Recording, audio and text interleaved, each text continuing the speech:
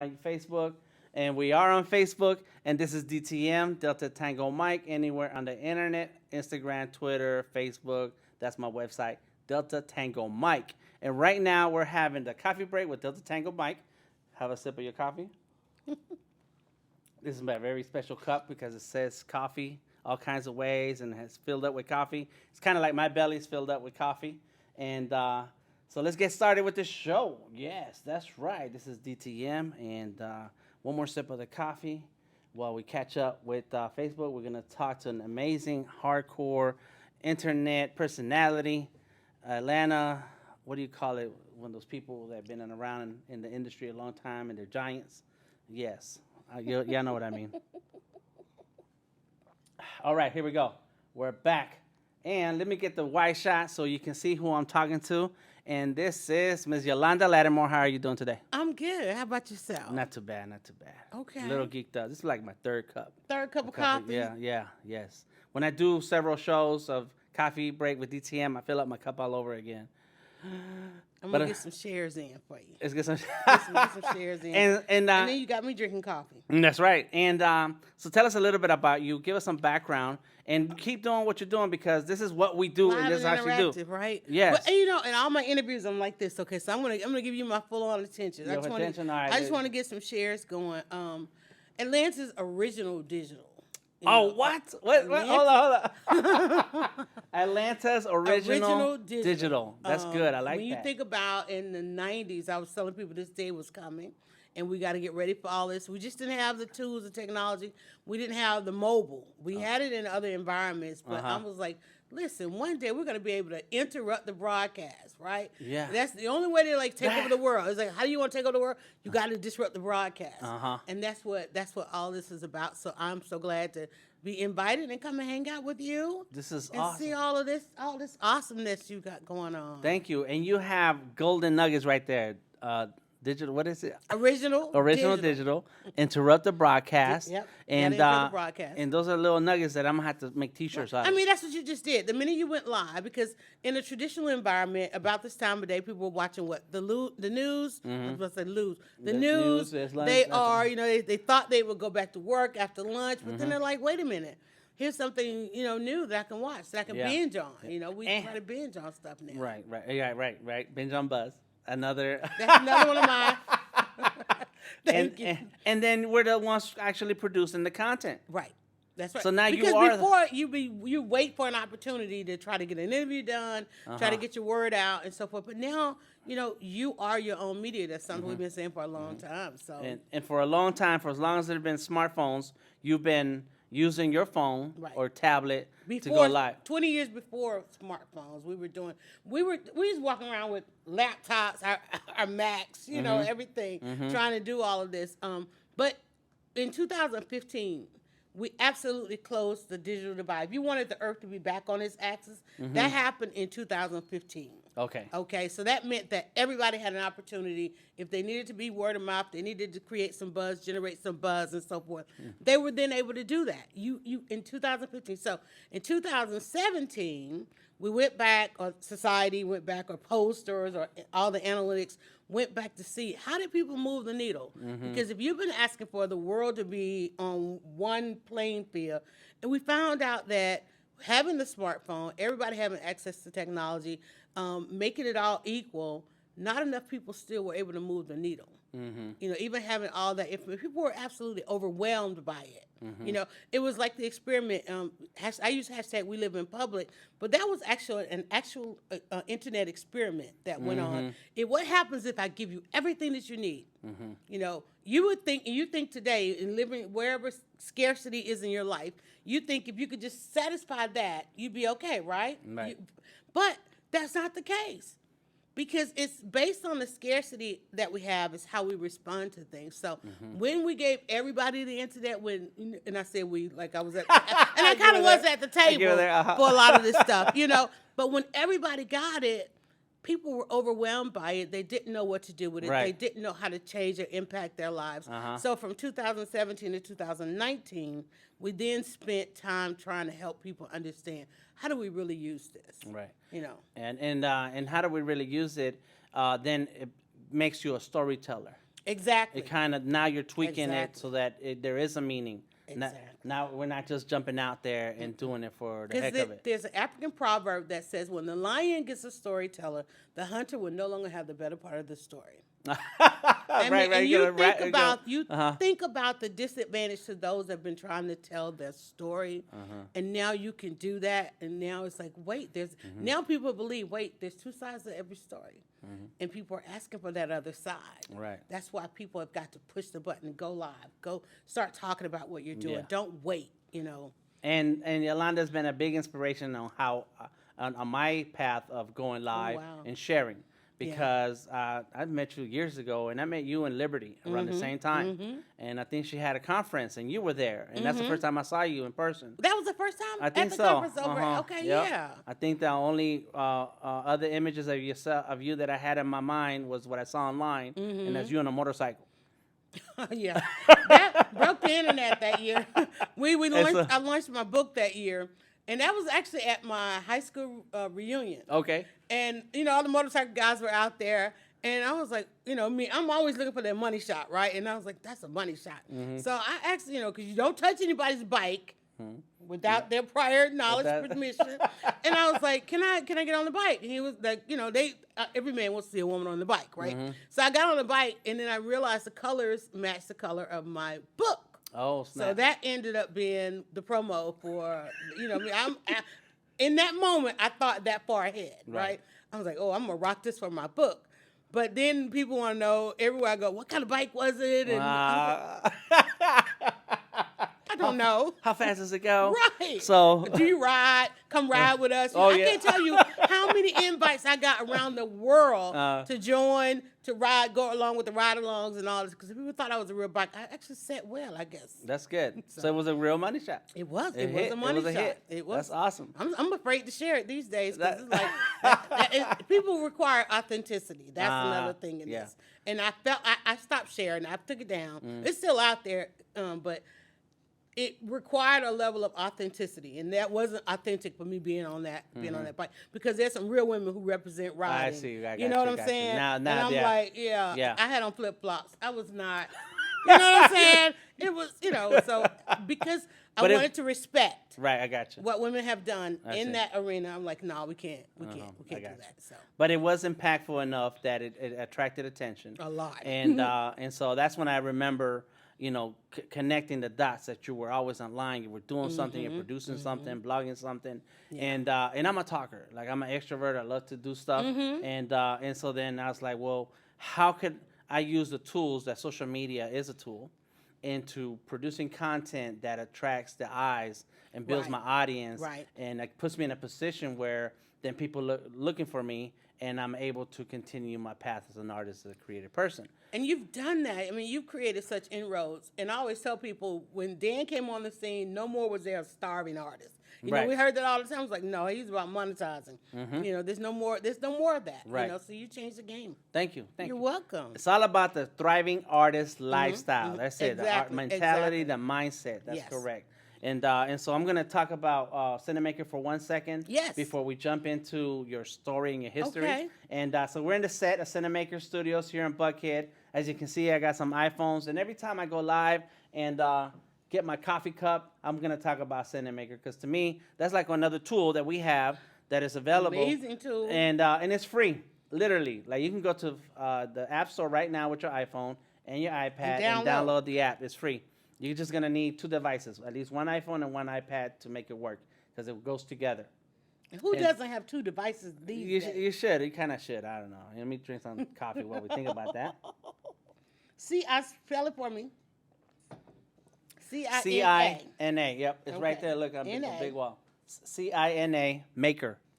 Cinamaker. Cinamaker. That's right. And so with me, one of my goals as a creative person is to be able to share my content. And you have to think about the stuff that you do already as an artist, as a creative person, and use and document some of that process, and that becomes the content. You don't have to set up a studio, all the lighting, that what I'm doing now. That can come later as you build up that get used to that practice and build up that process. But the fact is that as a content creator, you can become a content creator just by creating the stuff that you normally create. And so we have a studio audience, and somebody said they make music, and so just setting up the camera and going live on Facebook and say, hey, I'm gonna make a beat. I'm gonna edit a beat. I'm gonna edit on Pro Tools. I'm gonna turn on the computer. Let me show you 5 minutes of what I do. That in itself becomes content. It. That's right. That's the other by part documenting of it becomes content. Document it. Yeah. Yep. So tell us a little bit about how you started documenting, and what was that? What was the driving force behind it when you began?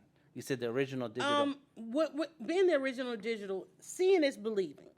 Okay, I knew that was a thing that people needed to see it. You know, we had all. If you look at all the mediums we had throughout our lifetime, you know, you had television, you had radio, you had magazines, you had print, and all these things, right? And there came a time when radio had to become television. Right? Right. Newspapers had to become radio. You know, newspapers fought. I remember listening to dear journalist that has passed on. He was in the fashion industry, and so he was he passed on he was still working in his 90s. So we all know that, you know, a photo is worth 1,000 words. Well, not today. You literally got to put words on the photo. You got to put audio on the photo. You got to give it some transition, the filter, and all of that, right? So I just knew then that with what I had to work with, being the internet, I could then go a little bit longer than the 8-second video they put on the news.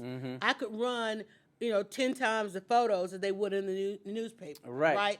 So I knew, and people believed it. I was watching how people responded to it. It's like, wait a minute, they believe it when they see more of it. You know, not only that, I saw the persuasion that you had. That's power. You know, I'm always looking for power. So when I saw the persuasion of it, I was like, I can do more. Especially to a community that didn't have access to the visibility that we needed. So, you know, it's like, this is the perception of our community. What if we were to tell the story again, the lion, you know, becoming the storyteller for the lion. That was a large part of that. And just seeing how people responded to it. Right. You know? You don't have to wait on the news crew to show up and get you on the newspaper and get you on the television. I remember the day they realized, oh, wait, we don't have to show up. You're going to tell the story anyway. That's right. They started coming early and on time. Yes, that's right. Yeah. And I think the internet, you know, and social media in itself has kind of given access to everybody. Yeah. And it's also revived our local news and media and radio. You know, once they kind of stopped fighting it, like the music, and if you think about the music industry, it fought it for so long. The music industry has been had this coming to everybody else. You know, we're just not getting it. But when they decided to stop fighting it and start using it, I mean, look how local news, you know, expanded over. I mean, they go live on and it only seemed like they only using Facebook instead of all platforms, you know. But they had the production value. That's right. And that was one of the things I used to tell. It's like, you have the production value for the platforms that we have now. So, you know, why not? So one of the things that they did was going live online as they did in the studio.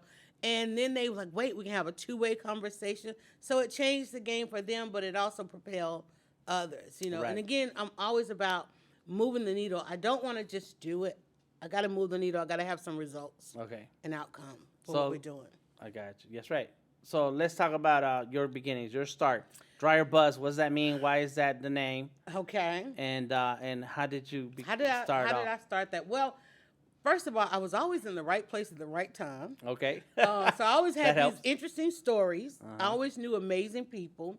And I was working in community organizing, you know, a stakeholder in my community, and just, again, had so many opportunities, but I could not get the media presence that we needed in the neighborhood. And I always had a writing background, and I said, well, I'll start a newsletter. I started a newsletter, you know, during that time, this was around about dial-up, okay? So even though I had a website, nobody could go to it, you know? And so at 6 o'clock, you know, all my traffic would like just drop off because people only literally read it at work. But I was that person who used to wear out the fax machine in your office because I'd print it out. Because, you know, you couldn't go, I'm serious. I would print it out and I had a list of fax numbers and I set the fax machine, you know. and had relationships with people around the city. You know, put this in the break room for me. You know, I'd drop them off in the nightclubs. That's cool. I'd leave them in the hair salons, and so people started calling, wanting extra copies for their hair salons. So one day I literally sat up in bed, and I heard DryerBuzz. And I changed the name because the name before that was Distributions, which is like the publishing of it. I'm a sister that does distribution.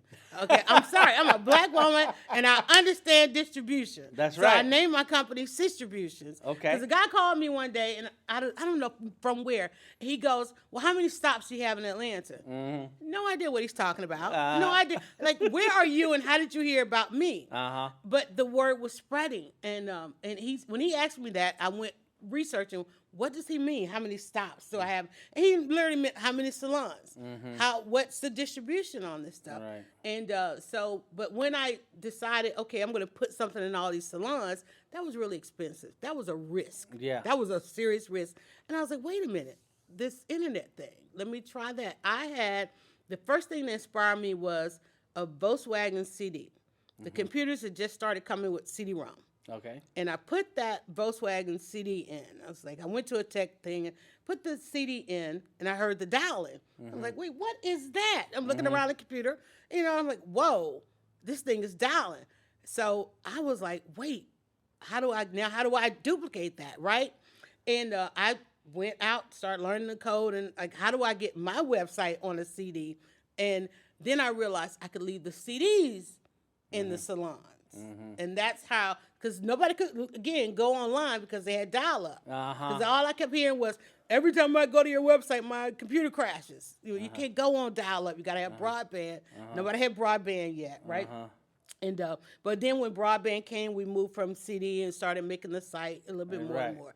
And that's 17 years history. That's going through all of that. You and AOL were sending CDs out to people's houses. I was one of those people, because remember AOL used to cost a pretty penny, and so I used to host a chat room on AOL, and the more time you hosted on AOL, the more free time you got. Okay. So I never really had to pay for AOL. All right. So yeah, because AOL used to want to go in your account, take all your money to be online. And I was like, wait, we gotta negotiate some of this stuff. So they created a program where if you were on all the time, if you hosted chat rooms and blogged and all, there was no blogging, but if you did that, you can be on AOL for free. And you took advantage of those opportunities and kept building and building. Because I got an invitation to do internet radio, and it was one of the first internet radio. People knew. In fact, this was during a Desert Storm or Desert Shield. Okay. I can remember the 440th Bomb Squad wanted a shout out. Really? Okay. In the midst of bombing, I'm here. I'm like, dude, what was that? Oh yeah, we just dropping. Give us a shout out. And listening here to us, and three of us. I was in Atlanta. One person was in New York. And so I would always say I'm live from Atlanta. And people would always go and have questions. Oh, I'm moving to Atlanta. I'm coming to Atlanta. And so I created, this is why I say I'm Atlanta's original digital, because then I started answering questions about how to live in Atlanta, and that's what really made DryerBuzz an Atlanta thing, because we really were not known here. We were known all over the world, first and foremost, because, that's where the internet was better. Yeah. Than here. Access. So access. Everybody had access all over the world, and it made its way back here. And then I said, well, everything I did about Atlanta, it went to people in other parts of the world. So. Cool. I'm doing all the switching here right now, so that's why you see me looking over here. There's my iPad. Let me do a quick shot. Big up. So if you see me turning around, I'm still listening. I understand. I'm doing stuff. I understand. But this is what people have got to get used to, because, again, you got to disrupt the broadcast, and that's what you just did, and I love it. That's awesome. Oh, my God. This is awesome. So tell us about your projects that you're working on right now. Number one, you've written a book, 27 answers to create buzz. Tell us about that a little bit. Well, that one came, I had an opportunity to speak at one of the largest networkers. I was helping them, I volunteered to help them do some social media. And you get in, like you said, you're at the right place at the right time. I'm always in the right place at the right time. But that's because you get out the house and you're doing stuff. So, all right. So they put out a call. They needed some people to help them understand social media. And I was like, okay. I think this was 2008. Twitter was hot. Twitter was, they thought I was like, I didn't invent Twitter. I just showed you guys how to use it. So at the conference, so in lieu of, in exchange for helping them, I was invited to the conference. So I'm sitting in the plenary session with everybody at the conference. That's the opening session. And the founder of the conference is up there, and he starts reading my bio. And I'm looking at my daughter. I'm like, is he talking? I don't even know he's getting ready to introduce me. And so he literally tells me to come on stage and talk to the entire session about social media. Okay. And because what they were able to accomplish, and I didn't have a product.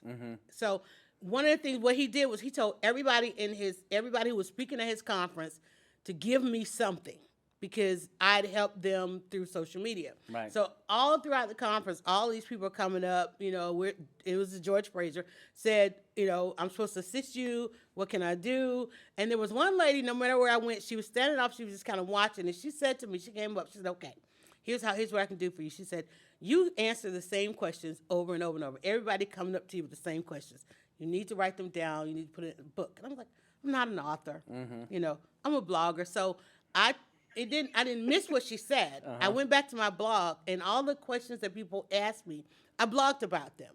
But everybody kept saying, I don't have time to go. I don't know how to go to a blog. I don't have time. Can I get it in some other form? So I created it as a download. Then those that said, when I download, when people started inviting me to go and speak places, you got to have a product, and I'm like, because he actually gave me a vendor table, at the front of the conference, so you could have had your the whole right weekend, and I didn't have anything. And I told my daughter, I said, here's what we're gonna do. We're gonna set up a social media concierge table. So all they're gonna do is come and drop their business card. We're gonna create their social media. We ended up with all these like hundreds of thousands of just business cards, contact lists, email lists, right? And I said, okay, we're gonna come up with a product. I came up with a membership. I said, I set up all of their Twitter. I put all these people on Twitter that weekend. About 3,000 people we put on Twitter in that weekend. Wow. Right? And then we still, even after the conference, we were still setting up Twitter. That's all we did at this table. We're going to set up your Twitter. 2008, right? And so I said, now what's my product? I said, well, if they have questions, they can then ask us questions for X amount of dollars a month. That's right. But then I kept hearing the lady saying, the book. So I said, well, I created a download, and then all these people kept saying they still weren't online. Could they get the book? And that's when I said, I've got to publish it. By the time I researched how to publish, came along CreateSpace and all these others, like, wait, you just upload your book, self-publish? Because I'm thinking I got to go get a publisher. No. No, I went to my website. I looked at what were the top answers that people were looking for, what were the most popular, and I took the top 27. I stopped at 27 because I got tired. Yeah, I was gonna wonder what. Right, but then I always try to apply numerology. 2 + 7 is 9. 9 is complete, so I stopped at 27. Those are the main questions that people ask me all the time. I put that in a book, and now when I go places, I have that as my product. That's right. And then I wrote, I went into caregiver space with my mom. And I was getting ready to take a world tour for the book, and my mom got sick. And I was like, okay, I can't do that right now.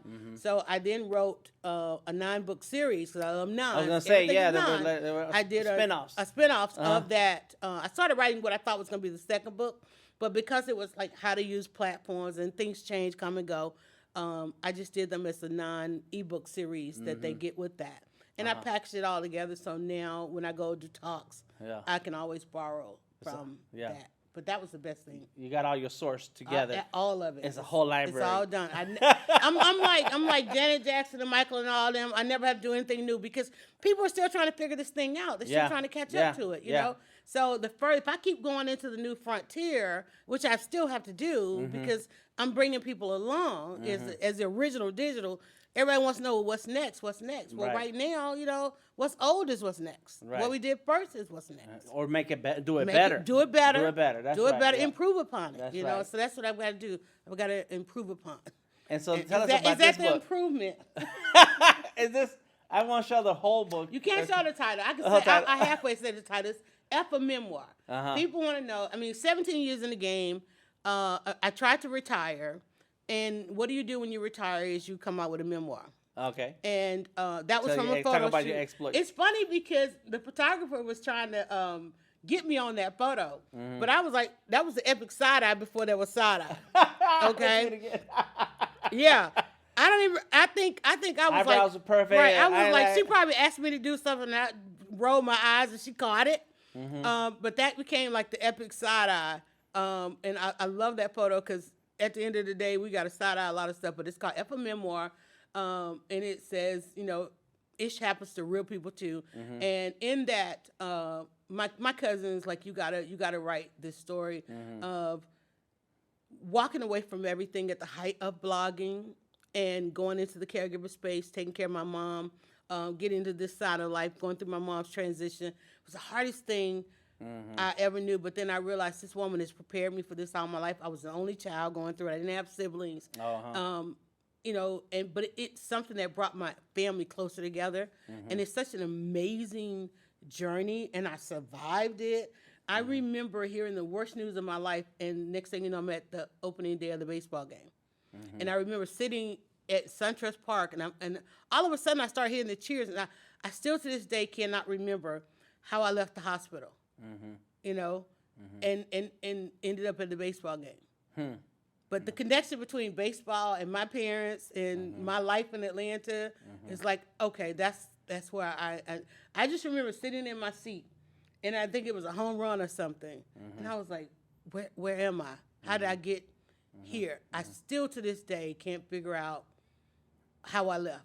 But that story had to be told. That story, it has to be told. I'm afraid to write it. Oh, so this is It's a work in not progress. written. It's a work in progress. Okay. But that's going to be the title. Well, it really is written. All I have to do is go and download it from social media.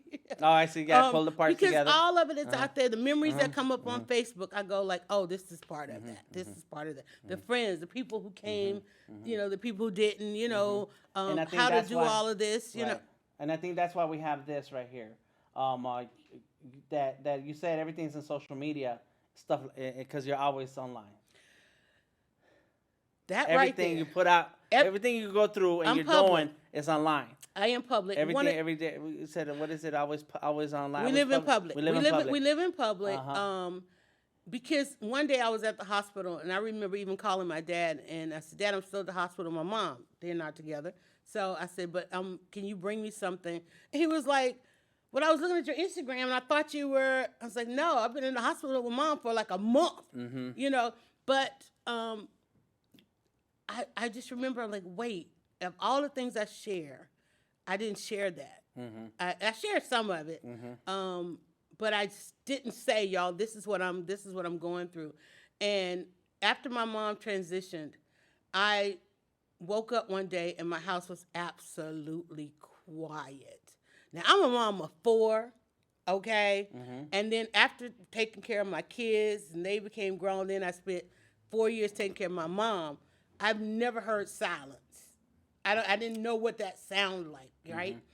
And I walked into the kitchen, and, okay, this is the day I lose it. I'm going to go crazy. I don't know, because I didn't hear her machines. That's the worst thing ever.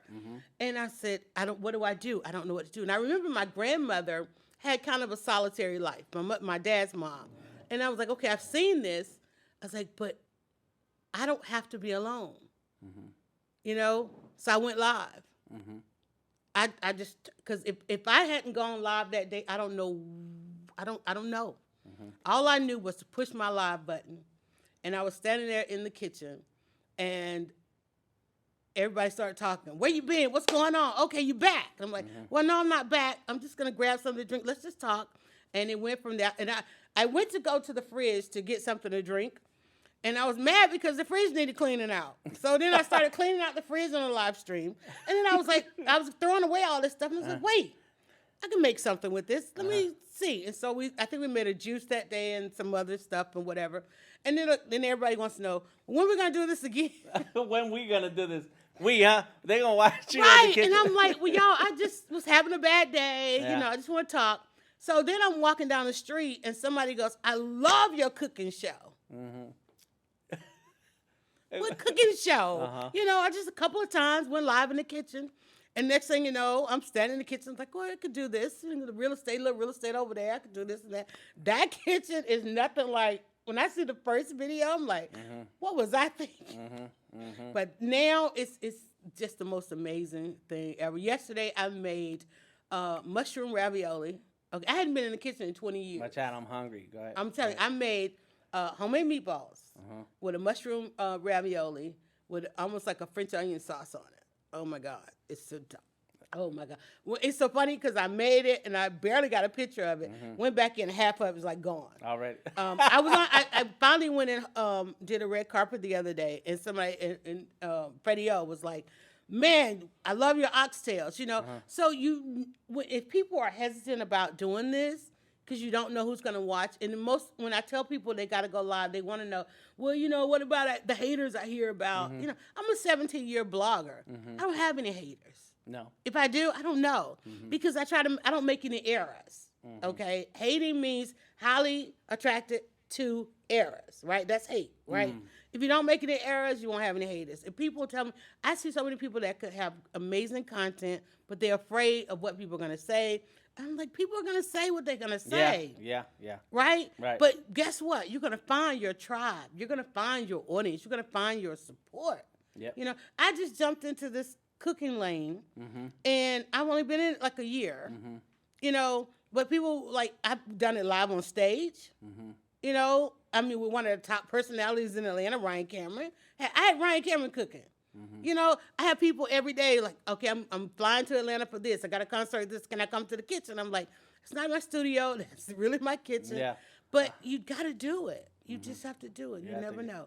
And you just got to put in a live studio audience section so that we can all go. I know, and right? have a taste. And you remember we did the live stream. We did the live stream in 2015, and then I had to like shut it down because so many people thought, well, nobody's gonna ever drive to Douglasville. But then all of a sudden, it's like we started with a few people watching. And next thing you know, it was like a full-on production. Yep. But you know, just do it. Just do it. It's the most amazing. It's the most amazing thing ever. You know. Yeah. Awesome. So let's talk about the next thing that you got coming up. You got some. You're going live on purpose. This right here is, well, you know, Michelle Obama is coming to Atlanta on May the 11th. Okay. And Angela and I, we have lived these parallel lives. Angela Stalkup, she is a communication strategy. She helps women in business pivot. You know, I just had well, I definitely had to pivot because, like I said, I walked away and then to come back. But then to walk away, how to automate. You know, I went to a conference. I was like, okay, I need to take a year off. Everybody wants to tell you how to grind, but nobody wants to help you with your exit. How do I exit? I need an exit strategy. I got that from her. How to automate this whole process. Even though I couldn't go on my book tour, going live, I still did an international book tour. I sold books online. I wrote the 9 books that went along with that. I literally wrote those at my mother's hospital bedside, you know, and in dealing with all of that. With this one, then here comes Michelle Obama. And Michelle Obama was our first lady. Now she's gone on to it becoming. And so there is a tribe now called We Are Becoming, # We Are Becoming. Okay. And Angela got the golden tickets to go to Michelle Obama's Atlanta appearance, and she invited me. And this is why I say you got to go live, because you never know who's watching. You never know who's witnessing. Yeah. And she inboxed me, you know, Yalanda, with all that you've done, I want to give you this ticket. And I said, well, you know me, content. Angela, we should podcast. We should podcast up to the date, right? So we're podcasting on Tuesdays. And she's in the caregiver mode like I was. She also had her mom transition, and so she's trying to figure out family as well and how to do this thing. But because of technology, you know, rather than us saying, okay, look what time we're meeting, look, you go to your kitchen, I'm in my kitchen. We jump online, you know, I drink my lemonade, I think she does tea. You know, I said, let's let people hear the sounds. Yeah. You know, we got to stop and go take care of family, this and the other. My dog, you know, I try to put him up, but he wants to, like, be right there, you know. It's real. Because if you think about when Michelle Obama became first lady, she was like, okay, whatever mold y'all got, we're going to break that because here's what I need. Right. This podcast is about learning to say what you need. In fact, in fact, the last episode was becoming. Everything is becoming, but becoming your ask. You know, becoming your ask. You've got to ask. Too many times, especially women, we don't negotiate enough. We just don't ask. We just let people keep piling it on, and we just try to get it all done. When my mom got sick, I said, I can't get this done. I walked away from radio. It's like, this can't be my stress right now. And that was an amazing opportunity. But the priority is, it can't be my stress right now. This is the one thing I've got to do. And using my technology allowed me to do that. So I was excited about that. But don't miss this podcast because this is real. Yeah, I'm going to have to check it out. I Definitely. love everything you post. I'm watching and paying attention. Oh my goodness. And learning. Is that taking enough? Notes. And this is me doing part-time. This is me part-time. Yeah. A daily podcast, a Tuesday podcast, twice a week in the kitchen. And I'm not even fully back yet. Yeah. And I did do a red carpet this week. There you go. And then you're going to come out here and then, do some live streaming stuff. And we're going to continue to create content and build buzz. When? I don't know. We're going to figure it out. Yeah. We'll figure it out. Because you definitely got a beautiful setup. I got to bring this into the kitchen. Yeah. So I need some lights. Yes. Some stands. Yep, lights. Yep, stands. I definitely have to light because I found that people are watching us on television. So definitely need Cinamaker because this is going to bring up the production value because people are watching us on Fire Stick. Oh, Fire Stick. They're watching live on Fire Stick and what is the Roku's and all of those things. Anywhere there's a YouTube app, your Facebook Watch is on there, Twitter is on there, all these. And that's why I tell people you got to up your production value because people want to lean back. Yeah, they want to put the phone down. Yeah. And they want to lean back and relax. binge. They don't want to sit there and try to squint and figure out what is all it day. Is that you're doing. Like my daughters are like this all day, and I bought all these little things like put your phone here, put your tablet there. Lean back. Yeah. They tried to do the lean back a couple of years ago, but I think we're there. Yes, we're definitely. I think there. we are, and everything. People don't need to have channels anymore. It's all the social and all these different devices connected to the internet. You can just find your content that you want. All right, so. Where do we find you online? Everything DryerBuzz. Hashtag DryerBuzz. Okay. Everything. Everywhere. Hashtag DryerBuzz. Nice. And if you see me and you watch something that's a replay, and go to the profile because I'm probably live. Yes. And we're going to update this video with the info any case. Oh, that's fine. All right. So last question. Last question. If you could talk to Yalanda 17 years ago and give her some advice as she starts off her original digital career, what kind of advice would you give her? I'm still trying to figure out what she had in mind. I'm like, girl, everybody I always want to know what I tell my younger self. I just tell her thank you. I thank her so much for her courage, the places that she has taken me. I hope I'm living up to that. I know I'm tired, and she's probably like, we don't get tired. But I'm like, girl, I'm tired. You have done. I mean, the heights of when I talk about this memoir and talk about trying to retire, I mean, you have no idea where I have been. Well, and the fact of the matter is everybody has an idea of where I have been and opportunities, but I remember that day literally sitting up in bed and hearing DryerBuzz whispered in my ear. And I couldn't do anything that day because it was my daughter's birthday, and I had promised I wouldn't be online. So I sweated bullets all day trying to get to go register the .com. Because every time I tried to touch my computer, my daughter was like, no. So I didn't register it until my daughter's birthday is March the 12th. I registered it March the 13th. And it's been an amazing life. I wish I had known that would be my life. I would have paid more attention along the way. The one thing I went through this therapy and all this kind of stuff, and the only thing I didn't savor it.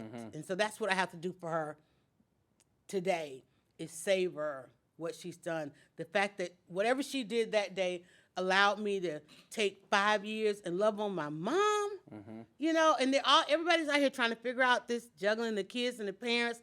I'm like, whatever she did that day in that closet that she turned into a technology closet that allowed me to be there to raise 4 kids, and they're, I'm on those, they're the most amazing individuals ever, right? She did that. Right. She did, and I'm still trying to figure out, I still look at my timeline and try to figure out how, because I can't manage with one thing at one time now, if I remember. Right. But I'm thankful for it. Yep. Awesome. That's good. And man, if she hadn't said hello to Dan Flores, Yeah. you know, she did that. That's I'm one good telling move right you, there. right? Awesome. Yeah, Awesome. love That's it, good. love it. Well, thank you very much. I appreciate you. This is DTM Coffee Break with DTM. Make sure you have a cup of coffee today. There we go. Salud. Thank you. Thank you. Thank you. Thank you. And we'll catch you next time. Check it out. Share, please, everywhere on Facebook, on your favorite Facebook group. And catch up with DryerBuzz at DryerBuzz, DeltaTangoMike. We're at Cinamaker Studios. Download the app. It's free. Cinamaker app. I downloaded it. I got Yes, it. and get We're that gonna on take your it in the iPad kitchen. and just start testing and playing around and get to creating content Yes. and documenting the game. Talk to y'all later. Peace out.